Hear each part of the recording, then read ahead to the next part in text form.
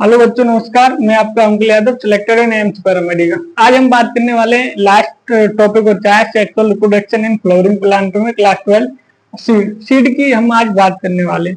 Voice clearly पे पूरा ध्यान है। वॉइस क्लियर बोलूंगा और आराम से बोलूंगा और आराम से ही हम चलेंगे साथियों। तो सीड की बात करेंगे। सीड क्या?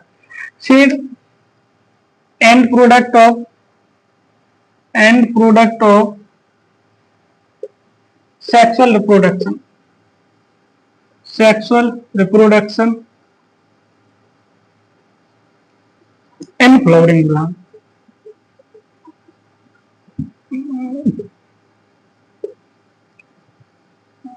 चैनल वीडियो अच्छी लगे तो कमेंट जरूर करें। तो साथियों, सीड क्या है? And product of sexual reproduction in flowering plant का होता है। और सीड कैसे बनता है? ओव्यूल डेवलप हो जाता है सीड में। Ovule mature ovule develop into seed.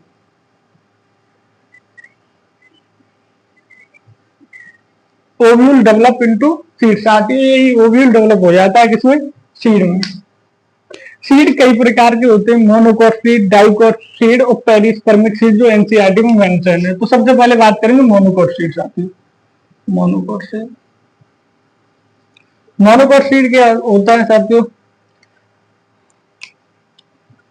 All monocot seed are endospermic. ये साथियों, all monocot seed are endospermic. All monocot seed साथियों एंडोस्पर्मिक होते हैं। इनमें फूड रिजर्व मटेरियल प्रेजेंट होता है। Food reserve material present. साथियों, इनमें सिंगल कोटिलेडन होता है। Single cotyledon. और सिंगल जो कोटिलेडन होता है साथियों, उसे स्कैटलम कहते हैं। साथियों, कुछ एक्सेप्शन की बात करें, जो मोनोकोट तो है पर नॉन एंडोस्पर्मिक है। ऑर्किड ऑर्किड साथियों मोनोकोट है पर ये नॉन एंडोस्पर्मिक होता है। Non endospermic orchid non endospermic होता है साथियों, पर मोनोकोट तो होता है। साथियों, अब हम बात करने वाले हैं डाइकोट की।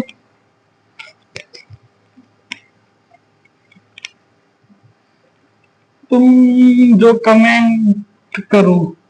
तो साथियों, हम बात करेंगे डाइकोट सीड की। Dicot seed dicot seed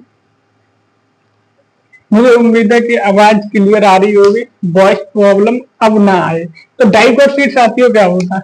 all dicot are non endospermic. All dicot are non endospermic. All dicot non endospermic होते हैं साथियों। इसमें एंडोस्पर्म एब्सेंट होता है। एंडोस्पर्म एब्सेंट होता है साथियों। अब एंडोस्पर्म एब्सेंट है साथियों, इसमें टू कोटिलेडन पाए जाते हैं। Two cotyledon. All dicot are non endospermic, पर इसमें कुछ एंडोस्पर्मिक भी होते हैं साथियों। बात करें डाइकोट तो है, जैसे कैस्टर डाइकोट होता है साथियों, पर ये एंडोस्पर्मिक होता है। एंडोस्पर्मिक ये एक्सेप्शन है साथियों। एनसीईआरटी में कमी मेंशन है, तो उतनी एनसीईआरटी की बात करेंगे। पर डाइकोट में साथियों ये बात कर सकते हैं कि कोलियोप्टाइल क्या है और कोलियोराजा क्या है। साथियों कोलियोप्टाइल क्या है? कोलियोप्टाइल वो होता है जो प्लेम्यूल को कवर करता है।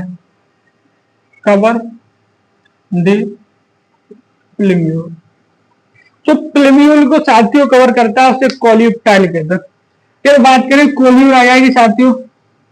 कोलियोराजा जो रेडिकल और रूट कैप को कवर करता है। कवर रेडिकल और रूट कैप।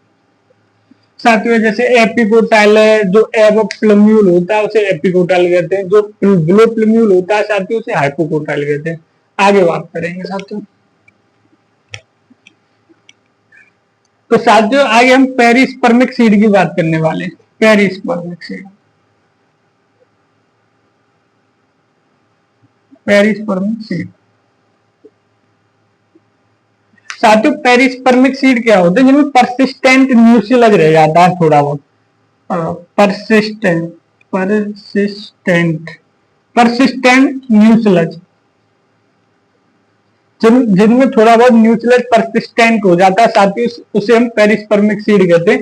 एग्जाम्पल है इसके साथियों, एनसीईआरटी में 2 एग्जाम्पल हैं, ब्लैक पेपर, काली मिर्च, काली काली नागिन। तो ब्लैक पेपर, काली मिर्च साथियों, और दूसरा है बीट रूट, चुकंदर, बीट रूट। एनसीईआरटी में 2 एग्जाम्पल है साथियों, याद कर लेना ने, ब्लैक पेपर और बीट रूट। आइए साथियों हम बात करने वाले हैं एपोमिक्सिस। साथियों आगे हम बात करने वाले हैं एपोमिक्सिस की। सीड क्यों डाला साथियों, आगे हम एपोमिक्सिस की बात करने वाले हैं। एपोमिक्सिस, तो एपोमिक्सिस साथियों क्या होता है? सच फ्यू फ्लावरिंग, एनसीईआरटी की लाइन है साथियों, few flowering plant,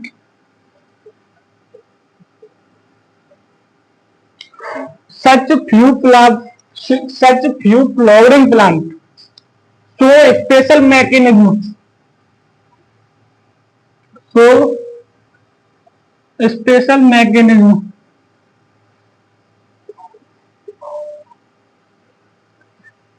special mechanism seed without fertilization, seed without fertilization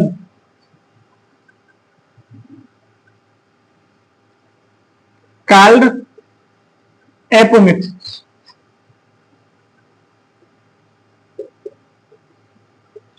apomixis की परिभाषा साथियों द्वारा बताता हूं। सच फ्यू फ्लावरिंग, कुछ ऐसे फ्लावरिंग प्लांट होते हैं जो एक स्पेशल मैकेनिज्म शो करते हैं जिसमें सीड विदाउट फर्टिलाइजेशन के बनता है, उसे हम साथियों एपोमिक्सिस कहते हैं।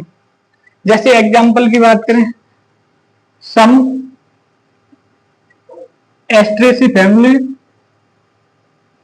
जो एस्ट्रेसी फैमिली होता है उसके मेंबर, और ग्रासेस में, ये ग्रासेस में जो मोनोगॉट ग्रासेस होती है उनमें ये देखा जाता है एपोमिक्सिस। किसमें देखा जाता है साथियों? एस्ट्रेसी फैमिली और ग्रासेस में। साथियों बात करें तो ये एपोमिक्सिस एसेक्सुअल रिप्रोडक्शन होता है। Apomixis is asexual reproduction.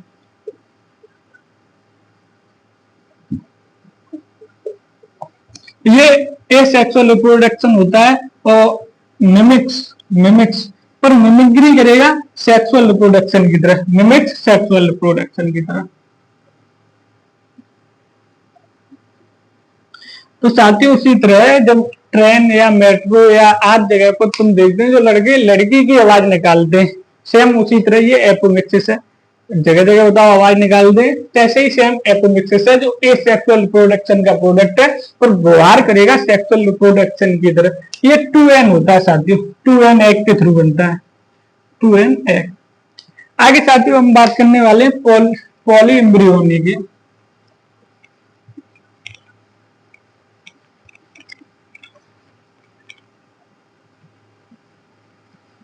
तो साथियों पॉली एम्ब्रियोनी क्या होती है?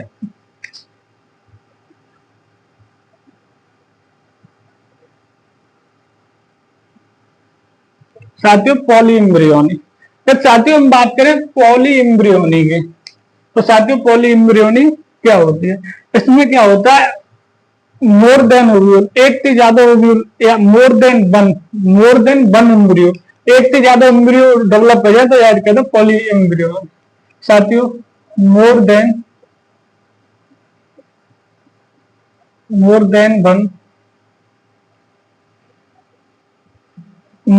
One embryo develop called poly embryo.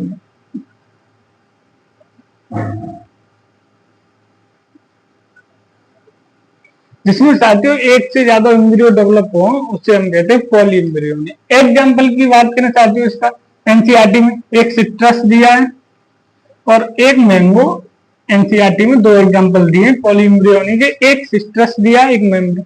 कहोगे साथियों कि पॉलीइम्ब्रियो कैसे इम्ब्रियो से डेवलप हो जाएंगे एक से ज्यादा? तो साथियों मान लो ये हमारे पास इम्ब्रियो सेक का डायग्राम है, तुम्हें पता ही होगा 3 एंटीपोडल सेल है, 2 सिनर्जिड, ये एक्सेल पोलर है।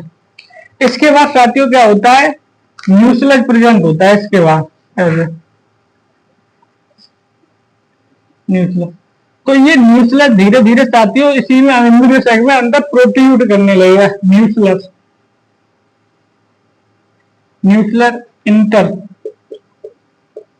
To embryo sec,